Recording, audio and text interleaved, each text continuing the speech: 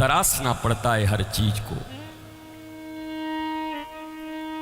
जन्म अच्छा हो जाए और एक सद्गुरु मिल जाए जीवन में, और माता पिता तो प्रेमी होते ही हैं, पर माता पिता तो दुर्योधन के भी थे। अपने ही जन्म दिए 100 पुत्रों को मरवा दिया। अगर थोड़ा सुधर गए होते माता और पिता दोनों अंधे, तो शायद वो सैकड़ों नहीं मारे जाते। तब ये भी कैसे कहूं कि माता पिता ने अच्छा ही ज्ञान दिया। माधवी आई, भगवान चेहरा देखना चाहते थे नंदलाल। मां ने सिखा के भेज दिया था कि वृंदावन जाना तो जो एक बंसी बजाने वाला उससे बच के रहना, नहीं परिवार तुम्हारा चलने वाला नहीं है, खत्म कर देगा वो, उसी के प्रेम में अटक जाओगी तुम।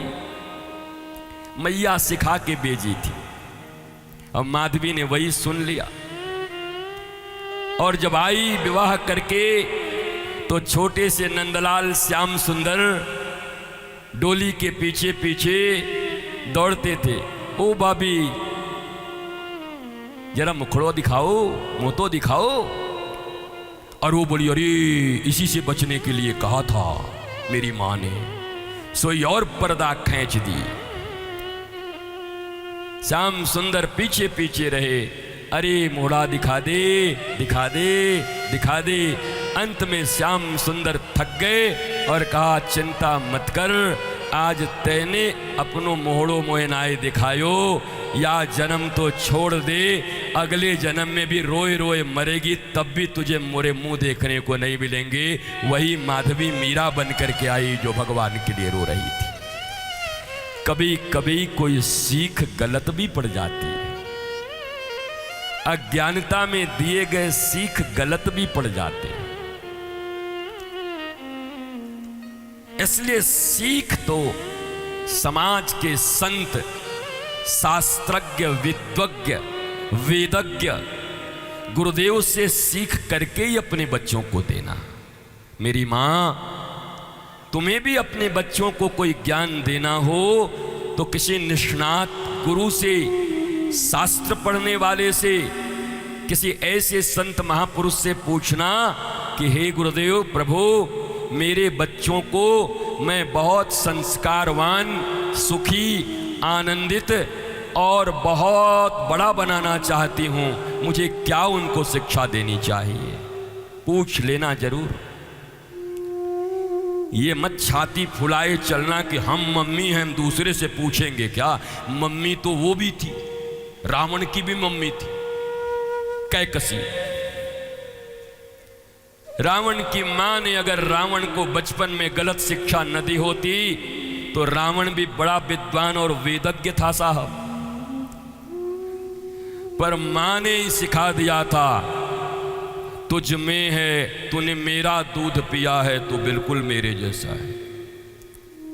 बड़े होकर के मामाओं का बदला लेना, मामा दैत्य थे, ऐसा बचपन से सिखाई उस बालक को कि रावण देवता, मनुष्य और भगवान का नाम सुनते भड़क जाता था। मां ने ही सिखाया था, कोई और नहीं सिखाया था। धृतराष्ट्र और गांधारी अगर विद्रोह कर दिए होते, नहीं बनना मुझे तुम्हारे माँ बाप, तुम जैसे नालायक दुर्योधन के साथ मुझे नहीं रहना, मैं युधिष्ठिर और अर्जुन के पास जा रहा हूं, तो बात बन गई होती। आखिर जब सब बेटे मर गए 100 के 100, तब तो फिर इन्हीं के पास आकर के रोटियां तोड़ता था। पांडवों के पास ही रोटी मिली फिर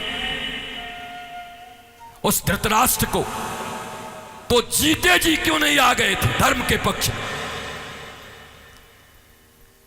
तब क्यों पुत्र मोह तुम्हारे सामने था?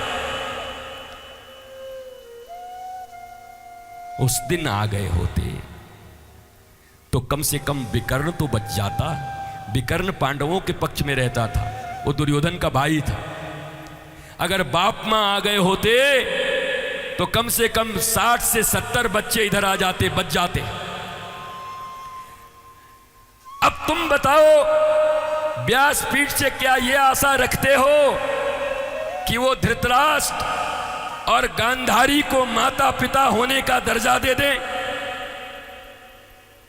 बोलो,